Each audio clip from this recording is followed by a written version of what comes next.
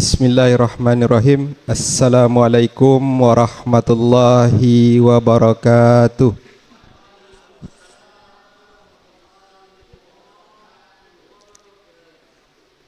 Alhamdulillahi rabbil alamin.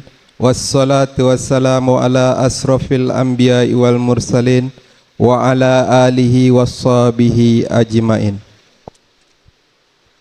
Yang sama-sama kita hormati Bapak Ketua Pengadilan Agama Pangkalan Kerinci, yang sama-sama kita hormati Bapak Wakil Ketua Pengadilan Agama Pangkalan Kerinci, yang insya Allah pada kesempatan kali ini akan menyampaikan tausiah atau kultum kepada kita semua yang berbahagia. Selanjutnya yang saya hormati Bapak Ibu seluruh jamaah salat zuhur yang dirahmati Allah. Pertama-tama marilah kita panjatkan puji syukur kehadirat Allah Subhanahu wa taala pada siang yang penuh berkah ini, selain di bulan suci Ramadan dan kita diberi kenikmatan hujan sehingga suasana agak adem. Selanjutnya selawat beriring salam tidak lupa kita hadiahkan kepada junjungan kita Nabi besar Muhammad sallallahu alaihi wasallam dengan ucapan Allahumma sholli ala sayyidina Muhammad wa ala ali sayyidina Muhammad. Baiklah Bapak Ibu jamaah salat zuhur yang dirahmati Allah, untuk tidak memperpanjang mukadimah karena nampaknya Pak Majdi udah agak-agak ngantuk. Baiklah, langsung saja marilah sama-sama kita dengarkan tausiah atau kultum Ramadan yang akan disampaikan oleh Bapak Wakil Ketua kita, yakni Bapak Dr. Handika Pujisunu SHI MH. Kepada Bapak waktu dan tempat kami persilakan. Bismillahirrahmanirrahim. Assalamualaikum warahmatullahi wabarakatuh. Waalaikumsalam warahmatullahi wabarakatuh. Alhamdulillah. Alhamdulillahilladzi allafa baina qulubina bil imani wal islam. Assalatu wassalamu ala khairil anam. Yang saya hormati Bapak Ketua Pengadilan Agama Pangkalan Kerinci, Bapak Ibu Hakim, rekan-rekan tenaga teknis dan non-teknis, dan seluruh kawan-kawan PPNPN garis miring calon P3K PA Pangkalan Kerinci yang saya banggakan. Alhamdulillah pada siang yang sejuk ini kita bisa berkumpul kembali di tempat yang baik dan mulia ini dalam rangka untuk mengadakan kegiatan istimewa, terutama di bulan Ramadan, bulan yang suci ini, untuk sama-sama kita memakmurkan kantor kita ini dengan pengajian lah, atau dengan sholat zuhur berjamaah, sehingga tetap terjalin silaturahim di antara kita, tetap terjalin kekompakan di antara kita, dan mudah-mudahan kita semua senantiasa mendapatkan kenikmatan, keberkahan serta rahmat dari Allah Subhanahu wa taala. Selawat beriringkan salam mari senantiasa kita sanjung sajikan kepada junjungan Nabi besar kita Muhammad sallallahu alaihi wasallam yang kita harapkan syafaatnya pada hari mahsyar nantinya.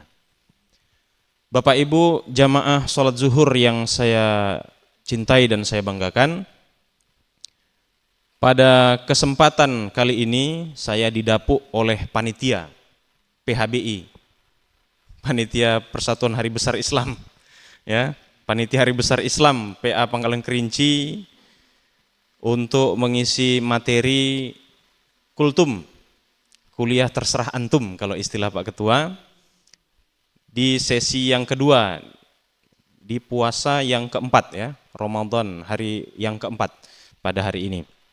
Ya, mudah-mudahan kita semua dalam kondisi sehat walafiat tanpa kekurangan sedikit apapun. Amin amin ya rabbal alamin. Tadi ketika di ruang sidang, saya itu sempat agak grogi gimana gitu ya. Karena groginya itu saya yang mau ngisi ceramah hari ini, kawan saya yang sebelah yang nyari bahan. Ini siapa yang mau ngisi ceramah ini? Kawan saya serius kali. Saya lihat dari bilah-bilah websitenya itu ada mungkin 10 kitab yang dibukanya. Mulai dari kitab kuning, kitab putih, kitab hadis, kitab tafsir. Masya Allah. Saya sempat grogi, ini yang mau ngisi ceramah siapa sebenarnya kan gitu. Ternyata teman sebelah kanan saya nyeletuk. Rupanya Pak, kawan kita yang sebelah sini amplopnya banjir bulan Ramadan ini. Oh itu rupanya. Saya kira mau menggantikan saya. Atau sekalian besok menggantikan Pak Sai. Saya kira begitu tadinya. Rupanya untuk ngisi atau bahan-bahan untuk ngisi di tempat-tempat atau di masjid-masjid lainnya. Masya Allah. Inilah syekh kita nih. Dan insya Allah nanti hari Kamis, syekh yang saya bilang tadi itu udah baca sekian puluhan kitab tadi itu, mulai dari zuhur sampai maghrib dia ngisi di sini. Soalnya bahannya itu tadi kalau nggak dia sampaikan nggak habis-habis. Jadi harus dia sampaikan. Jadi itulah mengawali ceramah saya pada kesempatan ini. Baik jamaah yang dimuliakan oleh Allah Subhanahu wa taala, pada hari ini saya akan membawakan tema. Kalau modelnya Ustadz Maulana, kalau saya pakai gaya Ustadz Maulana, ada 3 golongan dalam menyikapi bulan suci Ramadan. Biar agak keren sedikit gini ya. Kalau cuman 3 gitu aja biasa aja. Tapi kalau pakai gini ya kayak Ustadz Maulana ya kan.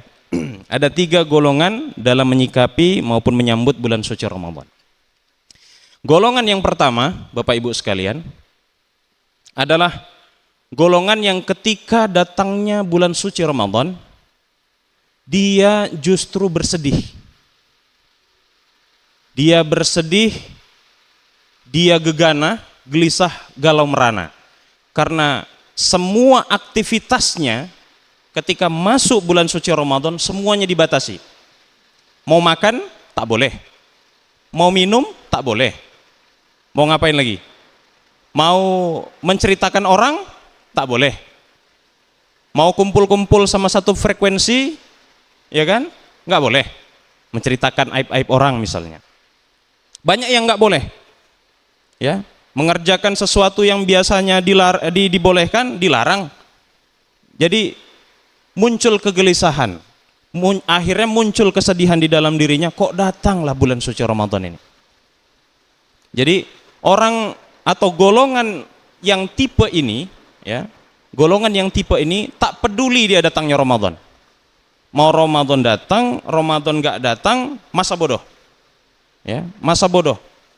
Maksiat tetap maksiat, ninggalkan sholat tetap ninggalkan sholat, menceritakan orang tetap menceritakan orang, meskipun itu dilarang, meskipun dia tadi bersedih. Karena bukan semakin banyak pahalanya, justru semakin banyak dosanya. Itulah kenapa dia bersedih. Ini golongan yang pertama. Orang-orang di golongan yang seperti ini tentu termasuk golongan orang-orang yang pasti akan merugi, baik itu hari ini maupun kelak nanti ketika ajalnya sudah menjemput, bahkan ketika dihisab di yaumil mahsyar nanti. Kenapa? Karena dia sudah mengabaikan kemuliaan yang datang di bulan suci ini. Dia sudah mengabaikan begitu besarnya ampunan di bulan Ramadan ini. Dia sudah mengabaikan kesempatan untuk dijauhkan dari api neraka di bulan suci Ramadan ini. Nah, orang-orang yang tidak peduli seperti ini, ya, ada tidak adanya Ramadan sama saja, maksiat lanjut, ya kan? Melalaikan kewajiban yang diperintahkan oleh agama lanjut. Nah, orang-orang seperti inilah yang dikatakan oleh Allah di dalam Al-Quran disebut dengan zalimul li nafsi. Ayat yang disebutkan di dalam Al-Quran ini tertera di dalam surah Fatir ayat 32. A'udzubillahi samil alim minasyaitonir rajim. Tsumma awrathanal kitabal ladzina istafaina min ibadina faminhum zalimun li nafsihi wa minhum muqtasid wa minhum sabiqum bil khairat.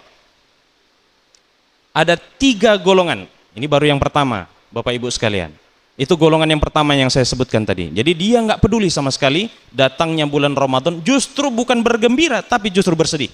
Kenapalah bulan Ramadan ini datang? Yang tadinya dosaku biasa-biasa saja meninggalkan sholat, begitu datangnya bulan suci Ramadan berlipat-lipat. Orang berlipat-lipat pahalanya.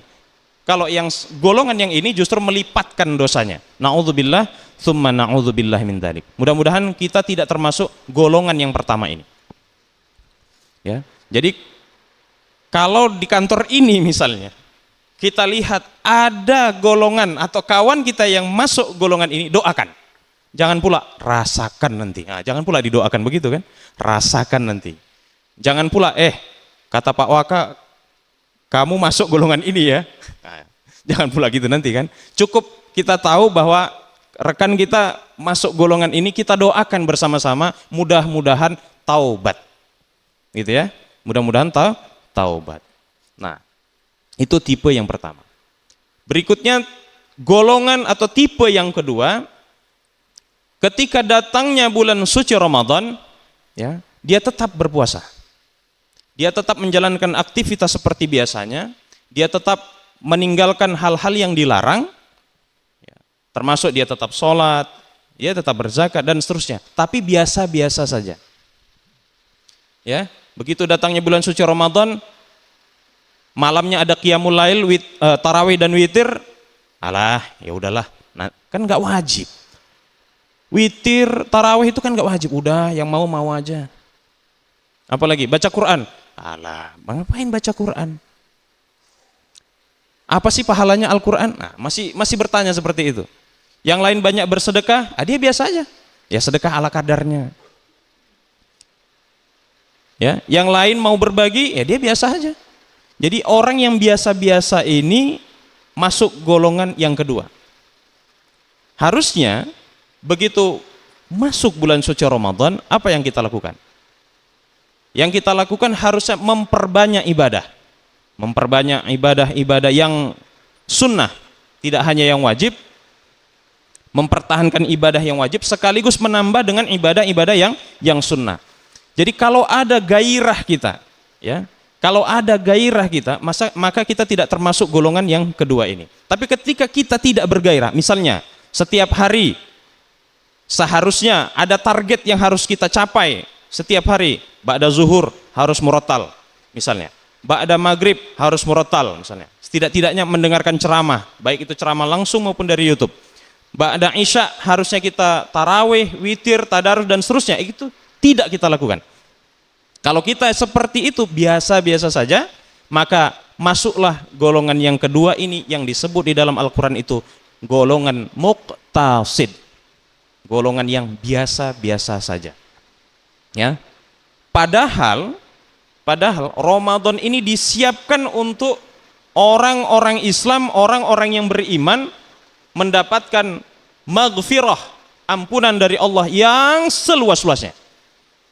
Membersihkan jiwa kita dari kelamnya dosa sebelum Ramadan.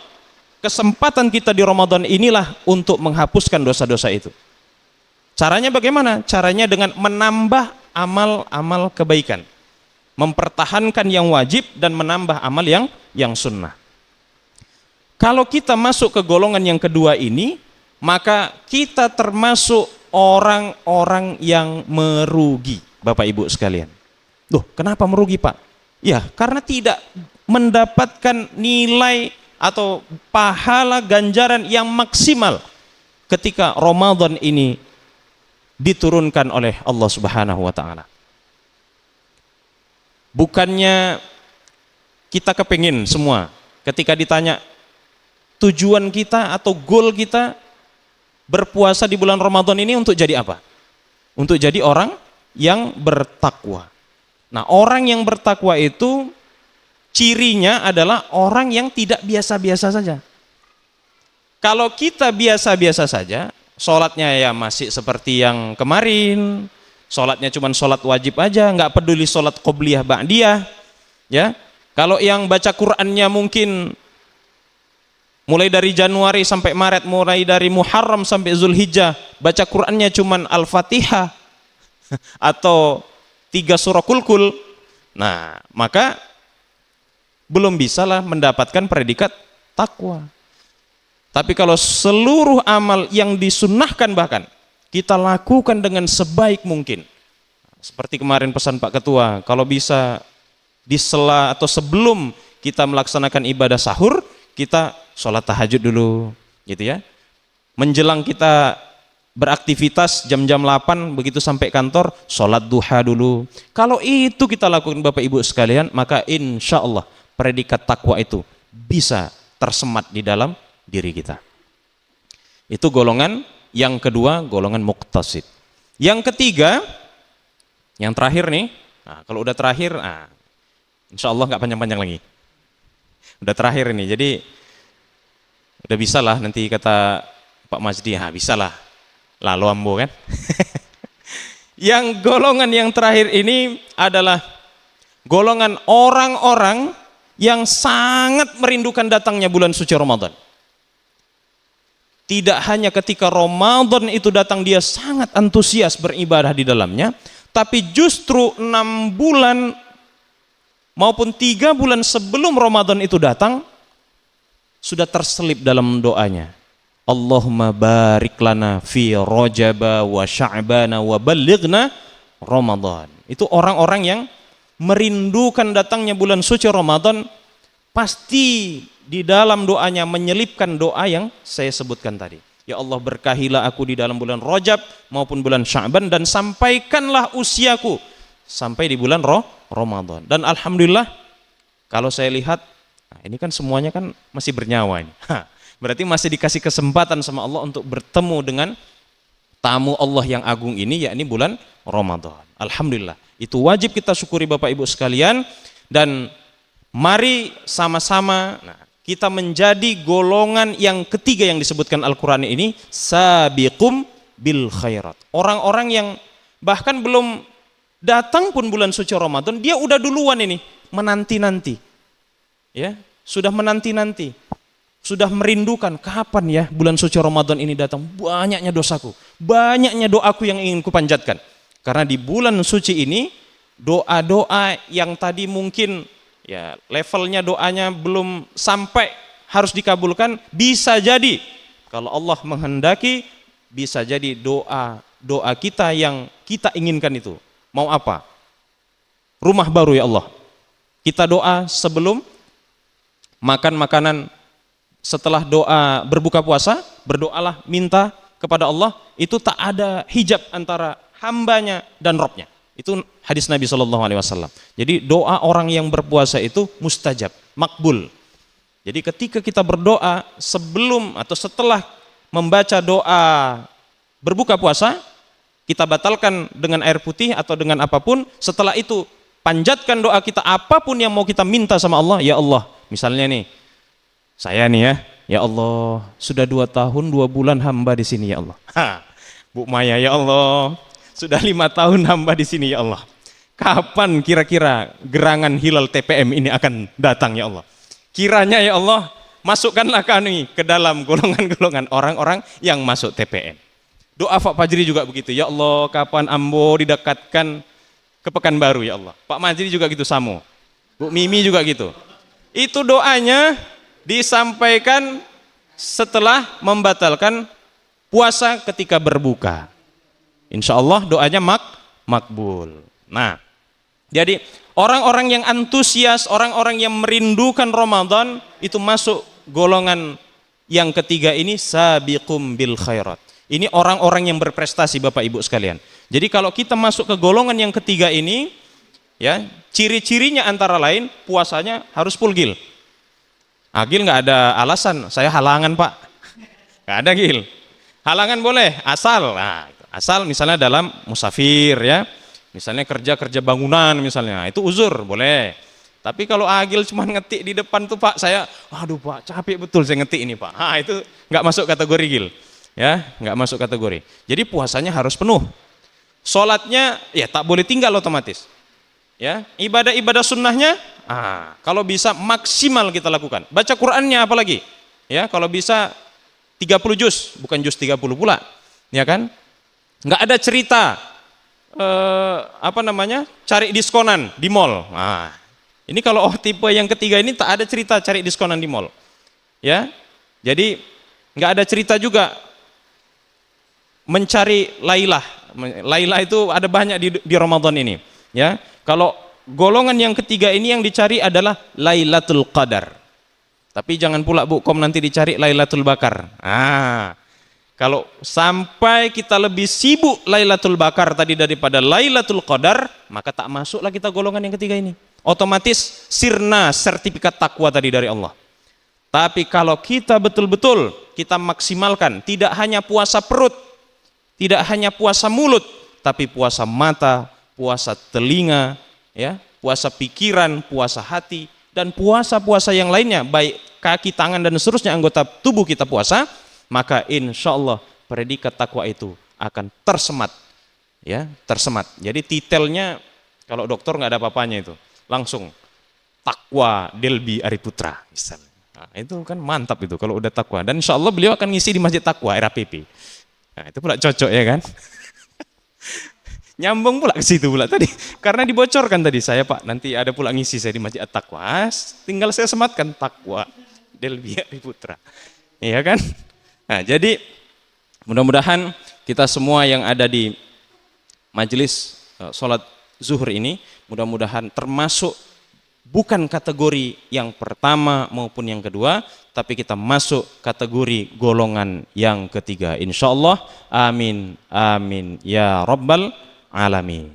Nah, Bapak Ibu yang saya muliakan, ini saya lihat kalau biasa di masjid-masjid itu, tadi malam saya sholat dengan Pak Ketua di Masjid Al-Azim itu, saya lihat saf itu, ya, saya lihat itu di masjid itu semuanya kemunduran yang terjadi.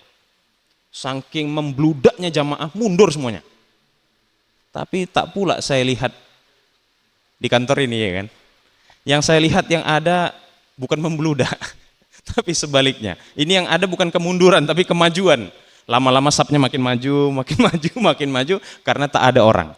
Apalagi nanti detik-detik terakhir menjelang libur ya. Nah, itu makin maju lagi. Nah, tapi mudah-mudahan kita termasuk yang istiqomah. Nah, karena tadi sudah saya wanti-wanti nih. Kalau mau dapat predikat takwa harus tetap, ini yang orang-orang di sini ini harus tetap di sini, kecuali yang emak-emak itu ada uzurnya. Tapi kalau Billy, Reza ini segala macam, mungkin kalau Reza bisa ngilang. Kalau Billy tak bisa dia ngilang, kecuali saya cuti sakit Pak. Itu. Ini yang di sini ini insya Allah ini orang-orang yang istiqomah dan masuk kategori ya kan, yang menjalankan sunnah Nabi sholat berjamaah, masuk kategori yang ketiga tadi. Itu saja Bapak Ibu sekalian yang bisa saya sampaikan pada kesempatan kali ini. Lebih dan kurang saya mohon maaf. Saya akhiri, wabillahi taufiq wal hidayah. Wassalamualaikum warahmatullahi wabarakatuh. Waalaikumsalam warahmatullahi wabarakatuh. Alhamdulillah, alhamdulillahirabbil alamin. Terima kasih kami ucapkan kepada Bapak Wakil Ketua Pengadilan Agama Pangkalan Kerinci atas tausiahnya pada hari ini. Sungguh luar biasa. Semoga apa yang beliau sampaikan akan menjadi amal ibadah beliau dan pahalanya dilipat gandakan oleh Allah di bulan Ramadan ini. Baiklah Bapak Ibu jamaah salat zuhur yang berbahagia, semoga apa yang beliau Bapak Wakil sampaikan tadi bisa kita simpulkan masing-masing saja ya Pak. Karena nampaknya udah pada nggak konsen ini. Pak Suherman pada ngantuk berat kayaknya nih.